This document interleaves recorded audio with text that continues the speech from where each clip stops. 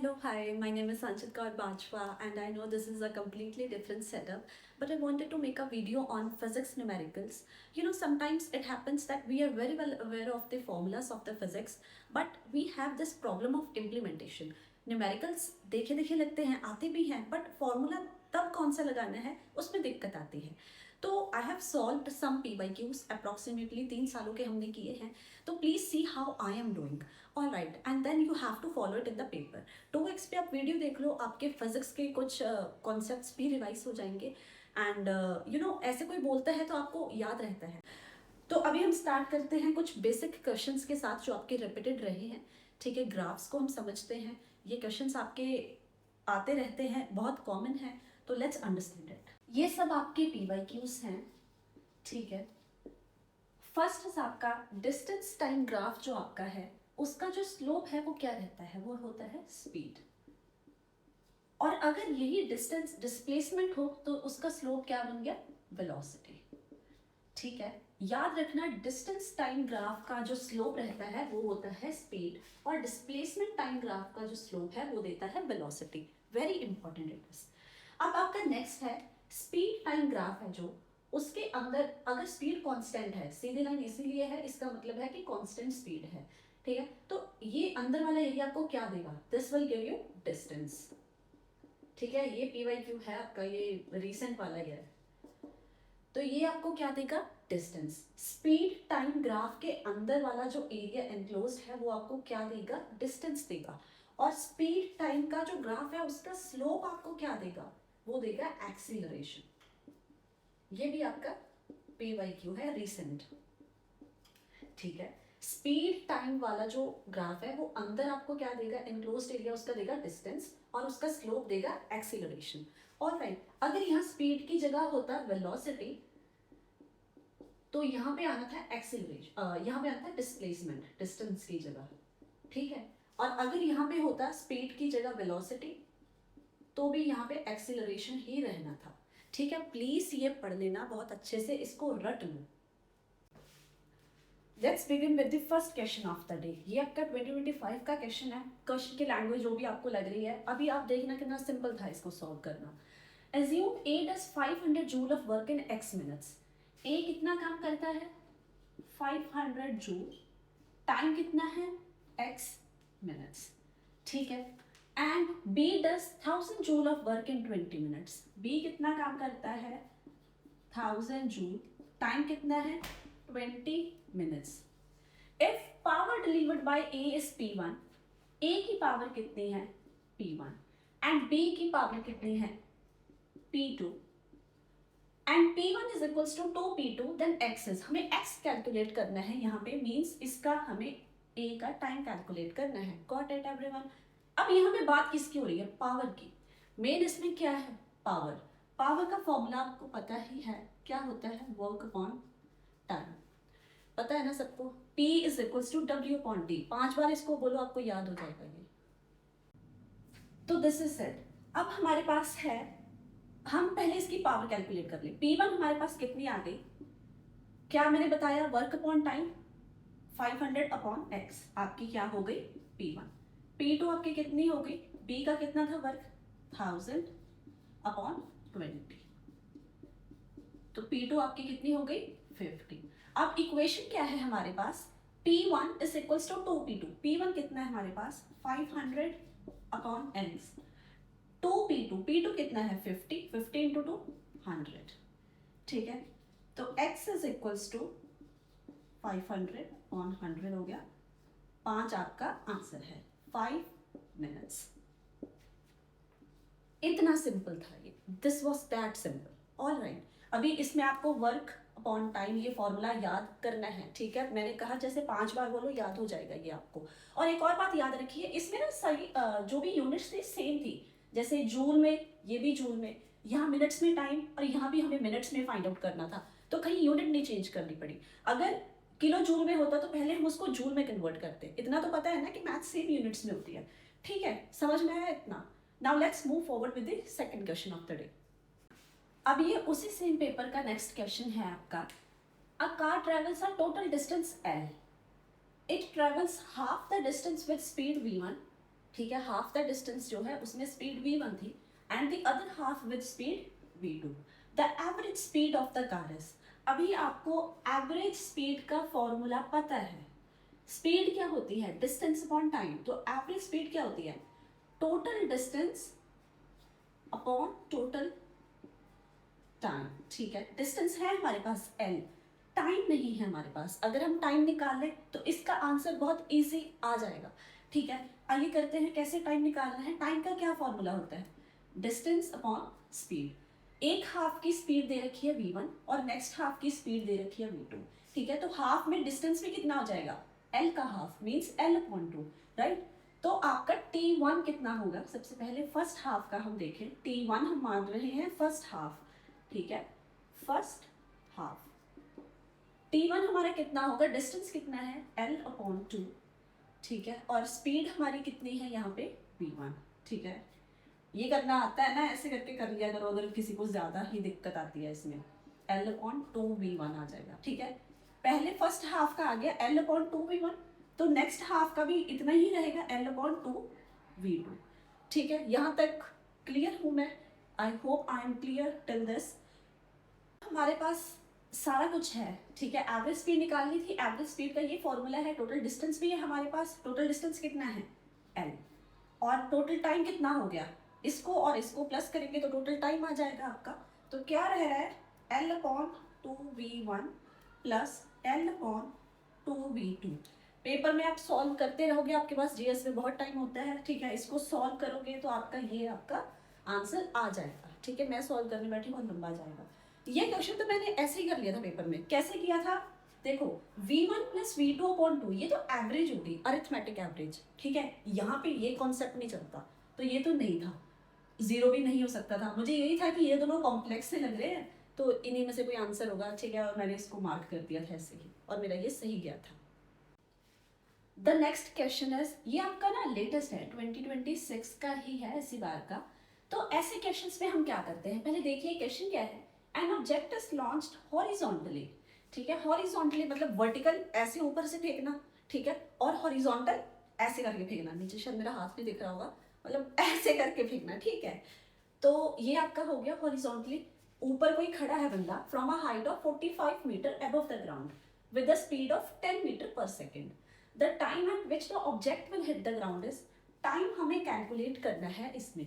ठीक है, कोई ऑब्जेक्ट है उसको हॉरिजॉन्टली ऊपर से फेंका गया है, कितनी हाइट से? 45 मीटर की हाइट से। ठीक है, 45 मीटर कोई बंदा ऊपर खड़ा है और उसने ऐसे करके कोई चीज फेंकी है। ठीक है, तो यहाँ पे जब कोई चीज रेस्ट से आगे जाती है ना, तो वहां इनिशियल वेलोसिटी क्या होती है? u। आपका कितना होता है? 0। और कोई चीज है वो नीचे गिर गई, जब वो नीचे गिर गई तो उसकी फाइनल वेलोसिटी क्या हो गई? 0। ठीक है, इतना समझ में आया?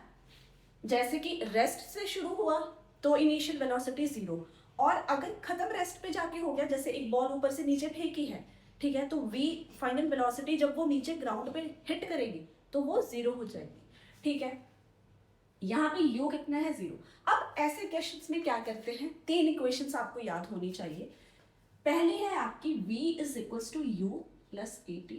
ठीक है, next is s is equals to ut plus 1/2 at square, और v square is equals to u square plus 2as। ये 3 इक्वेशंस है जो आपको याद होनी चाहिए। यहाँ पे v क्या है? Final velocity, u initial velocity, a acceleration due to gravity, g दिया गया है हमें। ठीक है, तो वो हम यहाँ पे लगा सकते हैं, t कैलकुलेट करना है। u तो है हमारे पास, v नहीं है तो ये गया, ये नहीं यूज कर सकते। s क्या होता है? s यहाँ पे स्पीड नहीं होता, डिस्टेंस होता है, याद रखना प्लीज। और ये इक्वेशंस पढ़ लो, काम आएंगी, पेपर में इसका क्वेश्चन आता ही आता है। ठीक है, ये डिस्टेंस आपका हो गया, u आपके पास है 0, t कैलकुलेट करना है, a दिया गया है, तो ये हम यूज कर सकते हैं। इसमें भी v है तो v हमारे पास नहीं है, ये नहीं यूज होगी। ठीक है, इतना पता लग गया। तो सेकंड इक्वेशन से हम इसकी वैल्यू निकाल सकते हैं। s is equals to ut plus 1/2 at square. s कितना है आपका? 45। ठीक है, डिस्टेंस। u कितना है? 0। 0 इंटू टी कितना हो गया? 0। ठीक है, तो गया 1/2 at square means 45 is equals to 1/2 into 10 into T square. ठीक है, ये हो गया तो 45/5 टी स्क्वायर आ गया, 9 आ गया। T square is equals to 9, तो टी इज इक्वल्स टू 3 इसका आपका आंसर है। तो this is the correct answer. इतना ये इजी था, ठीक है, सिर्फ डायरेक्ट इक्वेशन से आपका ये क्वेश्चन सॉल्व हो गया। तो प्लीज ये इक्वेशन अच्छे से पढ़ लेना एक बार। जैसे मैं बता रही हूँ ना, 3 बार अगर बोलोगे तो ये याद हो जाती है, तो कोई इतनी बात नहीं है। वी और यू निकल आता है बहुत आसानी से, ठीक है। रेस्ट से अगर कुछ जा रहा है, अगर कुछ रेस्ट पे आ रहा है तो फाइनल वेलोसिटी उसकी 0 है। अगर स्टार्ट रेस्ट से हुआ है तो इनिशियल वेलोसिटी 0 हो गई, ठीक है। तो ये चीजें पढ़ लोगे आपको समझ में आ जाएंगी। याद रखना है एक्सीलरेशन का क्या होता है, यूनिट मीटर पर सेकंड स्क्वायर, ठीक है, मीटर पर सेकंड नहीं, स्क्वायर याद रखना, ये पेपर में आता है ये भी आपका। अब this is the question of sound chapter, सबसे सिंपल चैप्टर है। इसमें एक फॉर्मूला आपको याद रखना है, that is v is equals to F lambda, ठीक है। v क्या है, speed of sound wave, f क्या है, फ्रीक्वेंसी, लैम्डा क्या है, वेवलेंथ, ठीक है। ये आपको याद रखना है, दैट्स इट। कैसे याद करना है, 5 बार अभी बोल लो, ठीक है। v is equals to F lambda, v is equals to F lambda, ऐसे करके, ठीक है, ये आपको याद हो जाएगा। अब क्वेश्चन पढ़ते हैं। A sound wave travelling at a speed of 330 metre per second, v कितना आ गया, 330 मीटर पर सेकेंड, ठीक है, produces 20 crests and 20 troughs in 0.1 second. Time कितना है, 0.1 सेकेंड, ठीक है। The wavelength of sound waves, हमें वेवलेंथ कैलकुलेट करनी है, ठीक है। v है हमारे पास, ये कैलकुलेट करना है अगर हमारे पास फ्रीक्वेंसी आ जाए। फ्रीक्वेंसी क्या होता है, फ्रीक्वेंसी क्या होता है, एक सेकेंड में कितनी साउंड वेव्स प्रोड्यूस हो रही हैं, दैट इज द फ्रीक्वेंसी। थोड़ा मैं आपको वेव्स का समझा दूं पहले, साउंड वेव्स का। देखो, ये है आपका मीडियम, ये आपकी साउंड वेव है, ठीक है। ये क्या है, क्रेस्ट, जो हाईएस्ट पॉइंट होता है। ये क्या है, ट्रफ, ठीक है। इसको हम क्या बोलते हैं, एम्पलीट्यूड। जो इसका डिस्टेंस है ना इसमें, इसको हम बोलते हैं एम्पलीट्यूड, ठीक है। ये एक क्रेस्ट और एक ट्रफ मिलके एक वेव बनाती हैं, ठीक है। यहाँ पे कितनी है, 20 क्रेस्ट है, 20 ट्रफ्स हैं, तो टोटल नंबर ऑफ वेव्स कितनी हो गई हमारे पास, 20 हो गई, ठीक है।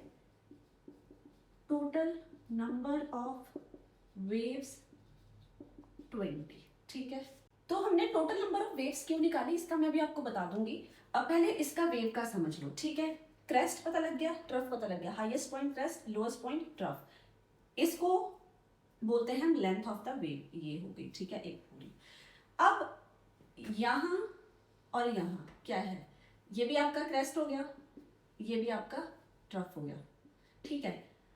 यहां से लेकर यहां तक एक वेव बन रही है, ठीक है। यहां से लेकर यहां तक एक वेव है, ऑलराइट। या फिर आप ऐसे ले सकते हो कि ये एक वेव है, ये सेकंड वेव है।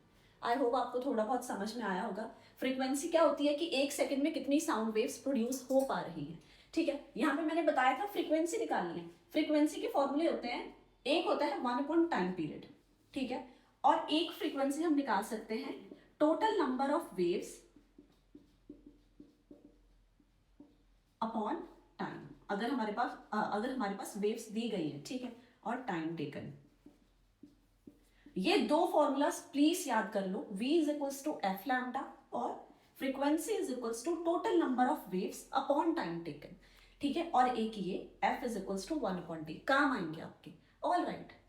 तो अभी हम निकालते हैं, f निकाल देते हैं, ठीक है। f हमारे पास कितना आ गया, टोटल नंबर ऑफ वेव्स कितनी हो गई हमारे पास, 20 हो गई। 20 क्रेस्ट है, 20 ट्रफ है, ठीक है। एक क्रेस्ट एक ट्रफ एक वेव हो गई, तो 20 क्रेस्ट 20 ट्रफ कितनी वेव होगी, 20 होगी पूरी, ठीक है। टाइम टेकन यहाँ पे कितना है, 0.1 सेकेंड था, तो ये आपका हो गया, यहाँ से गया। फ्रीक्वेंसी आ गई आपके पास 200, ठीक है। v आपके पास दिया है 330, f आपके पास आ गया 200 मल्टीप्लाई बाय लैम्डा। तो आपकी लैम्डा मतलब वेवलेंथ कितनी हो गई, 330 अपॉन 200, ठीक है। 33 अपॉन 20 करोगे तो आपका 1.65 मीटर आ जाएगा। This is the correct answer, ठीक है। बहुत अच्छा है, बहुत सिंपल वे है ये। एक बार आप पढ़ोगे ना साउंड चैप्टर, बहुत इजीली आपको सब समझ में आ जाएगा, ठीक है। नाउ द नेक्स्ट क्वेश्चन, ये आप क्वेश्चन देखोगे ना, अगेन वेरी सिंपल, ठीक है। The minimum power required to lift a mass of 50 kg, M कितना है 50 kg, up to a vertical distance of 8 metre, distance कितना है 8 metre, of 8 metre in 10 seconds, time कितना है 10 सेकेंड्स, सब कुछ दे रखा है। कैलकुलेट क्या करना है, मिनिमम पावर, ठीक है। पावर आपने देखा, पावर का क्या फॉर्मूला होता है, वर्क अपॉन टाइम होता है। यहाँ पे अगर हम वर्क कैलकुलेट कर ले, टाइम हमारे पास है, तो पावर आ जाएगी कि नहीं आएगी, आएगी ना। तो अब वर्क क्या होता है, देखो वर्क का फॉर्मूला होता है F इंटू एस, ठीक है, जितना फोर्स लगा और जितनी डिस्प्लेसमेंट हुई, ठीक है, F इंटू डी या F इंटू एस, हम कुछ भी बोल सकते हैं, ये होता है वर्क का फॉर्मूला, नॉर्मल वर्क का फॉर्मूला, ठीक है। बट अगर वर्क अगेंस्ट द ग्रेविटी हो रहा है तो उसका फॉर्मूला रहता है mgh, ठीक है, मास, एक्सेलरेशन और हाइट। एक्सेलरेशन g आपको यहाँ पे दे रखी है 10, ठीक है, पता लग गया इतना। वर्क का फॉर्मूला होता है F इंटू एस, ठीक है, और अगर वर्क अगेंस्ट द ग्रेविटी हो रहा है, ठीक है, क्योंकि लिफ्ट कर रहा है ना मास, इतने मास को वो लिफ्ट कर रहा है, ऊपर कर रहे हैं, तो अगेंस्ट द ग्रेविटी है, ठीक है, तो mgh हो गया। अब इसी फॉर्मूला में P is equals to work कितना है mgh अपॉन टी कर देंगे तो आंसर आ जाएगा ना। अगर हमें पावर ही कैलकुलेट करनी थी ना, minimum power required to lift a mass इतनी, ठीक है, तो m कितना है यहाँ पे 50, g कितना है 10, h कितना है 8, vertical distance of 8 metre, vertical distance मतलब उठाना, हाइट ही हो गई, ठीक है, डिस्टेंस हाइट की बात हो जाती है ऐसे क्वेश्चंस में, इनटू 8। टाइम कितना है यहाँ पे, टाइम दिया था 10 सेकेंड, ठीक है, 10 से 10 गया, 8 5 40, 400 आपका आंसर है, ठीक है। अगेन वेरी सिंपल, जैसे आप बोलते हो ना कि फॉर्मूलाज तो आते हैं पर क्वेश्चन में इम्प्लीमेंटेशन नहीं हो पाती, तो वो ऐसे होती है, जैसे देख लिया करो कि क्या मांगा है और उसका फॉर्मूला लिख दिया, फिर उस फॉर्मूले में जो भी है उसको ढूंढा करो कि ये कहाँ से आएगा, कैसे आएगा, तो बस ये टेक्निक रहती है, ठीक है। ऐसा नहीं हो सकता कि फॉर्मूला आपको याद है और आप क्वेश्चन ना कर पाओ, 100% कर लोगे, ये जैसे मैं कर रही हूँ ना, प्लीज वैसे किया करो। जीएस के पेपर में टाइम होता है आपके पास, तो ये पंगे आप ले सकते हो। Now the next question of the day, a motorcycle has initial velocity of 5 meter per second, initial velocity है 5 meter per second, after 3 second, 3 second के बाद वेलोसिटी हो जाती है 7 मीटर पर सेकंड, दूसरी वेलोसिटी को v मान ले, ये हो जाती है 7 मीटर पर second. The displacement of motorcycle in 3 second is, time कितना है 3 सेकंड, हमें क्या कैलकुलेट करना है डिस्प्लेसमेंट, ठीक है। अब ये भी बहुत सिंपल क्वेश्चन है, अब आप बोल रहे होंगे कि मैं हर क्वेश्चन को सिंपल ही बोल रही हूँ, ठीक है, पर देखो बात ऐसी है ना कि आप बस लैंग्वेज देखते हो, आपको कोई फॉर्मूला क्लिक नहीं करता आपके दिमाग में, आप बस छोड़ देते हो, ठीक है। अब मुझे देखो मैं कैसे कर रही हूँ, मेरी मैथ्स में कोई बहुत अच्छी नहीं है, ठीक है, फिर भी मैं करती हूँ, कैसे करती हूँ, ऐसे ही स्टेप बाय स्टेप कर रही हूँ, ठीक है, देखती हूँ क्या फाइंड आउट करना है, फॉर्मूला लिखती हूँ, फिर उसमें वो चीज़ें कहाँ से आएंगी वो फिगर आउट करती हूँ, ठीक है। आइए देखते हैं। अब देखो डिस्प्लेसमेंट क्या होता है, स्पीड क्या होती है, डिस्टेंस अपॉन टाइम, ठीक है। डिस्टेंस क्या होता है, डिस्टेंस आपका हो गया टाइम इनटू स्पीड, जहां भी डिस्प्लेसमेंट की बात हो ना, वहां डिस्टेंस को मान लो डिस्प्लेसमेंट और स्पीड को मान लो वेलोसिटी, ठीक है।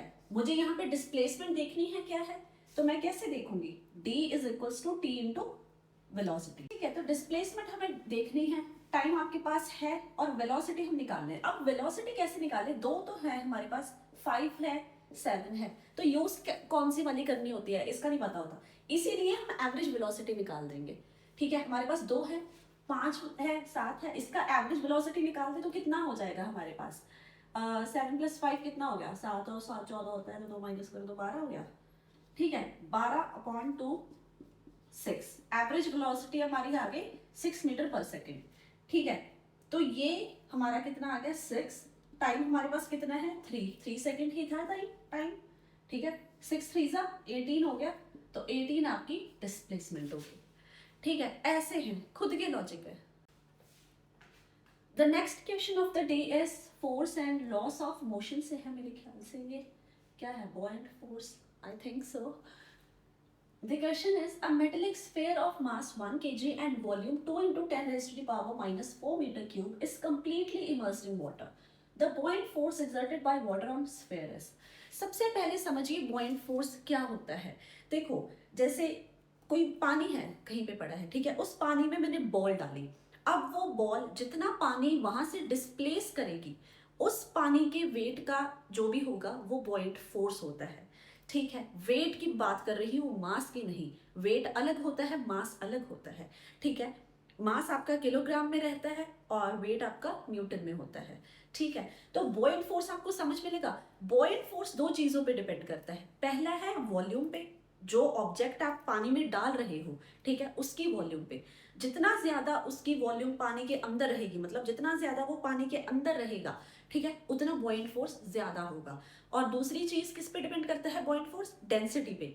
जिस लिक्विड में आप ऑब्जेक्ट डाल रहे हो उसकी जितनी ज्यादा डेंसिटी उतना ज्यादा बॉयंट फोर्स. इतना समझ में लग गया? बॉयंट फोर्स आपको समझ में लगा कि नहीं लगा कि बॉयंट फोर्स किसके इक्वल रहता है? एक ऑब्जेक्ट जितना पानी या लिक्विड डिस्प्लेस कर रहा है, ठीक है, जितना लिक्विड डिस्प्लेस हुआ उस लिक्विड के वेट को हम बॉयंट फोर्स बोलते हैं. That's it. ठीक है, मतलब इसका कोई फॉर्मूला नहीं रहता है. तो जैसे मैंने बताया बॉयंट फोर्स डेंसिटी पे डिपेंड करता है और वॉल्यूम पे डिपेंड करता है. तो यहाँ पे मास का कोई काम नहीं है इसका. ठीक है, मास जितना मर्जी हो, कोई फर्क नहीं पड़ रहा उस चीज से. अब हम बॉयंट फोर्स कैसे निकालें?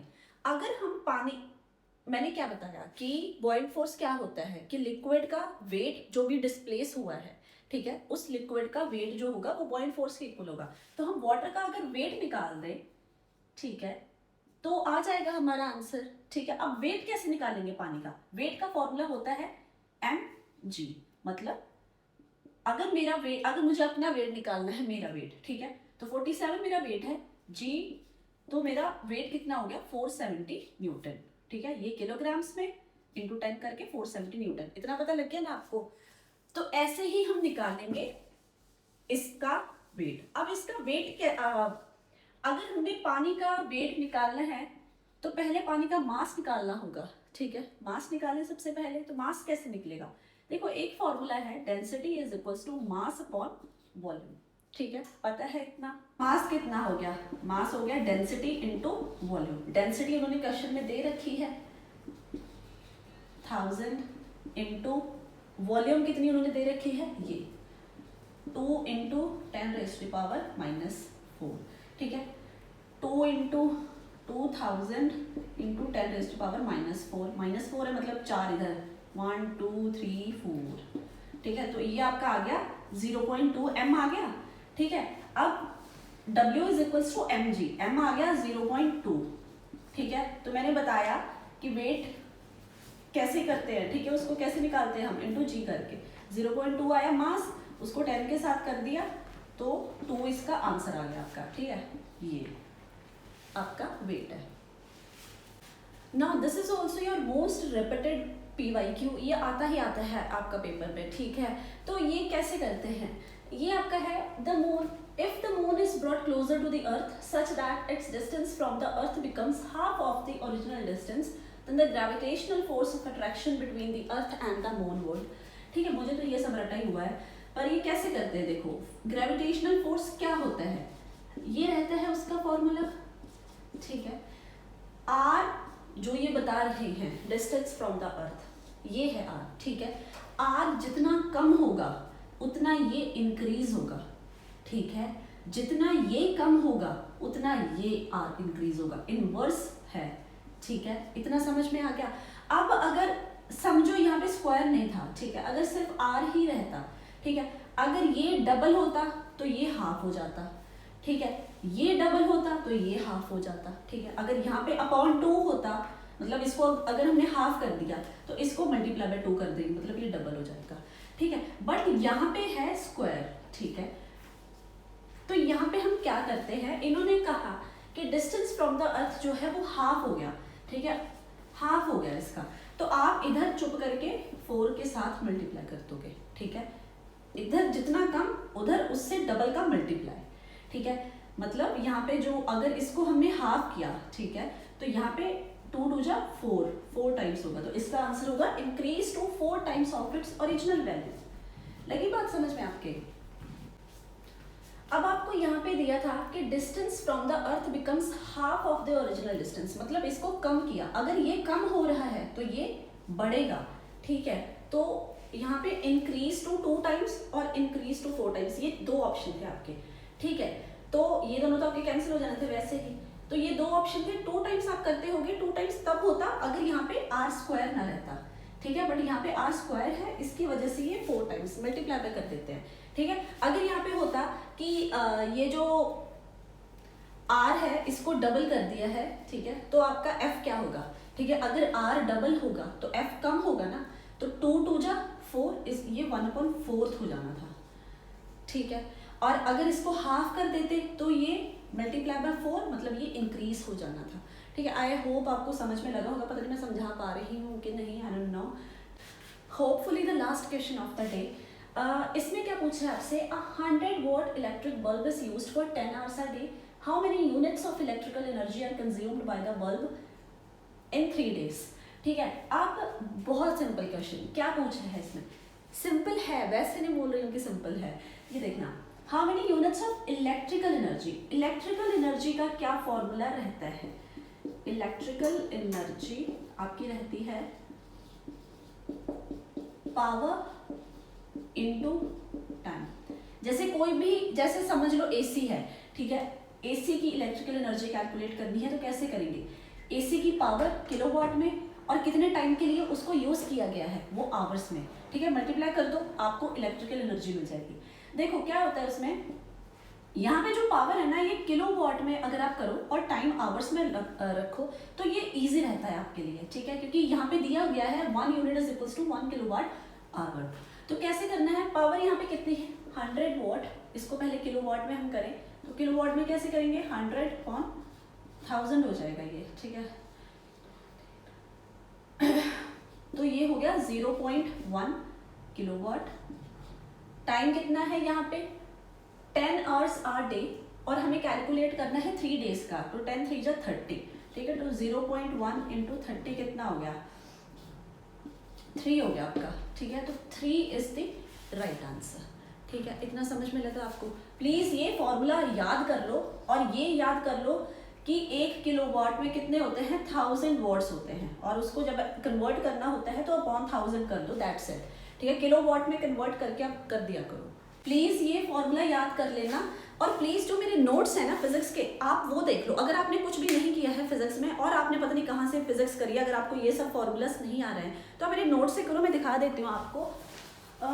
जैसे कि इसमें सारे फॉर्मूलाज वगैरह हैं, ठीक है, वो बहुत अच्छे से दिए गए हैं, everything is very much of concise. ये एस चांद जो बुक्स होती है एनसीईआरटी की, वो सब्स्टिट्यूट उसमें से है, ठीक है, दिख रहा है, पता नहीं कैमरा को इधर है, ठीक है। तो इसमें से करो, आपको फर्क दिखेगा।